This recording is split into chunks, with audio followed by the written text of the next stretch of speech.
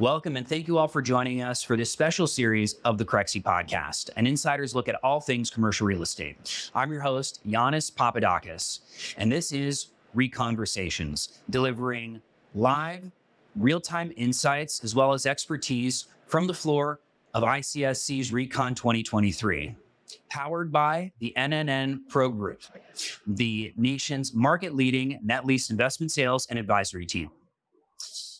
We are thrilled to be sitting down with Laith Hermiz, founder and CEO of Ironside Realty. A little bit about our guest.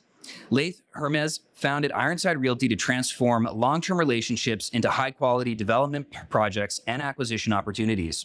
As founder and CEO of Ironside Realty, Laith is responsible for the execution of company strategy, including implementing and directing all development and investment transactions and guidance for all asset management activities. Mr. Hermiz has a diverse background in commercial real estate, both in the public REIT and private sectors. He's acquired and developed over $2 billion worth of single-tenant net lease retail, shopping centers, mixed-use, and industrial projects. Prior to founding Ironside Realty, Mr. Hermiz served as Chief Operating Officer at Executive Vice President of Agri Realty Corporation. During his time at Agri Realty, he was integral to the company's growth from 73 properties to over 1,300 properties in 11 years. He served as the point person to all major retailers, establishing invaluable, enduring relationships throughout the industry. Prior to Agri Realty, Mr. Hermiz held positions as Vice President of Development and Redevelopment with Ramco Gershenson Properties Trust and Managing Director with Joseph Fried and Associates. Mr. Hermiz holds a BS from Loyola University, Chicago, and a Juris Doctorate from the University of Detroit Mercy School of Law. He is a licensed attorney and real estate broker in the state of Michigan and an active member of the State Bar of Michigan and the International Council of Shopping Centers, or ICSC. Welcome to the podcast. Wow, that's quite a history that you have. Well, thanks for the introduction, and I really appreciate you having me here. Let's first start with where you're from and how you got into commercial real estate, specifically retail. Sure. Started my career as an attorney in the Michigan market and was practicing real estate and corporate acquisitions and mergers. Had a bunch of clients that were active developers and frankly, really had a desire to get more on the deal-making side of things. So after practicing for a few years, decided to make the shift and was very fortunate to go work originally for what was at the time the largest R&D industrial developer in the Detroit metropolitan area who focused on working with the big three in the auto industry. And then the career took off from there, worked with Joseph Fried and Associates, doing mixed use projects, and then over to Ramco Gershenson, which was shopping center REIT, now rebranded as RPT, and then eventually over to Agri Realty. So it's been we have a unique situation of sitting on both sides of the table, both from the legal perspective and then the development side as well. Right. And I'm curious, were there some mentors that you had along the way, people that inspired you in the industry or helped lay the path down for you? Yeah, great question. Absolutely. Yeah, first couple, Bob DiMattia being a pivotal person. He was the gentleman that took a risk on me as a young guy to get into development, and very pivotal in terms of giving me opportunities to work on projects that I had no business doing at that age, and really taking an ownership role and a responsibility and an accountability, and really drilled into me a tough work ethic. So he was a great mentor, and then was very fortunate to establish some relationships with some of the heads of real estate of some leading national retailers who gave me a great perspective on behind the scenes on how they look at assets, where we worked hand in hand together on the development front. Right. Were there any early lessons or memorable moments that you had, early in your career that kind of helped form, this is what I really want to do, or this is where I see myself going? Yeah, I think there were. I think for me, everybody has to look at what's their, I call it superpower. For me, it's people skills. It's EQ. And so I was very lucky early on. It was drilled into me the importance of establishing relationships and how you represent yourself and those relationships, going above and beyond what's expected. Right. And so, my whole career has been just a function of how do I continue to brand not only what we're doing or the company, but then expand that relationship and add value. And how do you create value for others? Because when you're valuable and you're adding value, obviously more deals come to you than the opposite. Yeah, I'm curious. Obviously, there's been a lot of changes. We're here at ReCon in the retail sector. In your experience, what are the biggest trends that you're seeing now in commercial real estate market right now? At Ironside, and this was the reason we started Ironside, we knew the market historically had been on such a wild ride, right? Cap rates historically were never at such lows. The cost of debt was never so cheap. And at some point, we knew there was going to be a massive disruption in the market. And whenever you have disruption, you have opportunity. And so what we saw was just the fundamentals were no longer making sense. When investors, as an example, would buy call it a 10-year Dollar General and do nothing, and the property by its own, through the passage of time, it dilutes its value because the lease term burns off, but then cap rates went down 150 basis points. And for doing nothing, they're monetizing these things, and the economics didn't make sense. Right. And from our perspective, we said, okay, we're uniquely positioned because we have development experience and we have great relationships on the development side. But at the same time, I think that gives us a competitive advantage in underwriting some of these assets. And we thought it was a wonderful opportunity for us to take advantage of what we were going to see as a huge dislocation in pricing. And that's really come to fruition now. If you look at where the publicly traded brokerage companies have all basically talked about their earnings and guidance for Q1. Right. You see the big firms have come out and said that the industry itself is down 60, 50%, 70% year over year. But one of the things that we love and one of the reasons we focus on STNL retail is it's such a massively fragmented space. There's thousands and thousands and thousands of locations, and they continue to trade. But for Ironside, what we found to be our sort of unique value add is playing in that space where, we're not competing against the REITs for the stabilized assets. So we're really focused on medium to short-term deals where we can get in and understand the real estate, underwrite the real estate, reach out to our contacts at various retailers to try to get some feedback from them on how the individual asset's performing, and then make the best risk-adjusted decision that we can based on those factors. Are you seeing, with kind of the advent of new tools and technology making its way into the space, having to shift and change how you're thinking about the business, how you're thinking about the business of retail? Yeah, I think AI, as an example, is going to be a huge differentiator. Is AI if you look at it, going to be your, sorry for interrupting. No, go ahead. Do you see it as your friend or a boogeyman?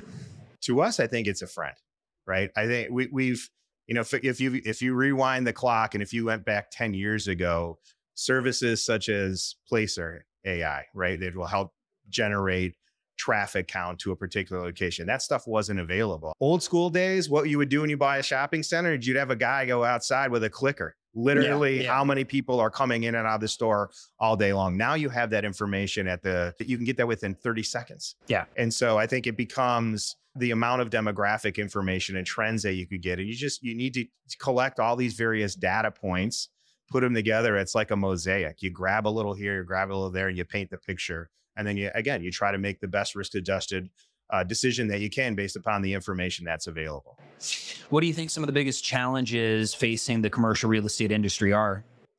Cost of capital. Cost of capital right now, we're in sort of uncharted territory. Was it 3 years ago we had COVID? People thought the world was going to fall apart. Retail was dead. No one was going to go back into stores. I think we've not only weathered that storm, but we've really found how important it is for people to have a brick and mortar presence. Mm-hmm. We've gotten through the wave of all the online business is going to kill brick and mortar. But right now, I think you have to be very, very smart in your underwriting and where are you buying these things. We've coined this phase of the game as the great repricing. So you've got a number of owners out there that they still believe that their property is probably worth 150 to 200 basis points of where market is today. So it's letting them get a little bit of market therapy and understand where pricing is going, and also realizing that the opportunity for cap rates to compress in the near future is really not going to happen. And so being smart, are you buying today at the right cap rate, or should you wait 6 months because cap rates are probably just going to continue to go up? I've actually been seeing that a lot on the auction front as well. Yeah. It's been pretty tough to engage buyers today when a lot of buyers are saying, why would I buy something today when I'm pretty sure 6 months from now I could buy it, at a better price or something better at a better price, right? How do you excite buyers in this market to engage and keep transactions moving? Yeah, the nice thing about the STNL retail space is the significant pool of the current owners are passive investors. Yeah. And so there's always opportunities, whether it's unfortunately people pass away and the family members don't want to deal with the asset, and or people are over levered in other areas of their balance sheet. Right. And so they want to take advantage and monetize the assets they have to pay off debt or whatever they may need to do. And so there's always going to be transactions. Yeah. You just have to be a bit more creative and a bit more patient. And I think I've done this long enough to know that in these types of cycles, there's real opportunity. So the most important thing for us right now is, again, adding value, creating these relationships, letting people know that what we do, and once something's within our target zone, then they have comfort that we're going to execute. And so it's been interesting. The competition has dwindled dramatically for us in the past 6 months. So the number of 1031 buyers has slowed down dramatically, which was our biggest competitors. Right. But then again, there is less product, and there's a lot of what I call older product that's just been sitting on the market and hasn't been absorbed yet. Right. So you kind of got to get through that wave and see what the next one brings. All right. We've got a couple of rapid fire questions before we sign off here. Let's go. If you're given $50 million today and had to invest it immediately, Brewster's Millions situation, what would your go-to asset type and location be, and why? I'd buy Walmart ground leases in medium to small markets, super centers. In my prior life, we were a large Walmart landlord, and I think that they serve a great organization that serves a specific need. Absolutely. Favorite tool or software that you use on the job? Well, Crexi. Crexi's been fantastic. I mean, the amount of information that is available at our fingertips is it's unheard of. It's great. And then what's a highlight transaction that you've worked on with the NNN Pro Group? Great one. They have a property of ours that we've put on the market. They've done a fantastic job with the marketing process. It's now under contract. I think we've got 4 or 5 days left for diligence period to expire, and then we're moving towards a closing. So it's been a great experience for everybody. And what's the most common misconception about your job or industry? Common misconception. Oh, that's a good one. I think the biggest thing where cap rates really are going. Right. There's a lot of folks here that have been in the business less than 5 years. They're not used to being in a downward market, and they're grabbing at straws. And a lot of sellers are continuing to feel that their properties, they want to squeeze every penny of it out of it. And so, they're sitting at unrealistic asking prices. As we wrap up, are there any parting words you'd like to share with our audience? No, we appreciate the opportunity to be here, and it's good to see a big group of folks here at ICSC again. It's been a nice show so far. Excellent. Well, thank you for joining us and sharing your insights. Where can people find you online if they want to get in touch? Email, social media? They can find us on our Instagram, the website, www.ironsiderealty.com, or email me anytime, Laith at Ironside Realty. Excellent. Laith, thank you so much. Thanks everyone who tuned in to today's ReConversations powered by the NNN Pro Group. A special shout out and thanks to our friends at the NNN Pro Group for hosting us at their booth at ICSC. As mentioned earlier, the NNN Pro Group is the market leading net lease investment sales and advisory team in the country. To learn more, you can visit NNNpro.com.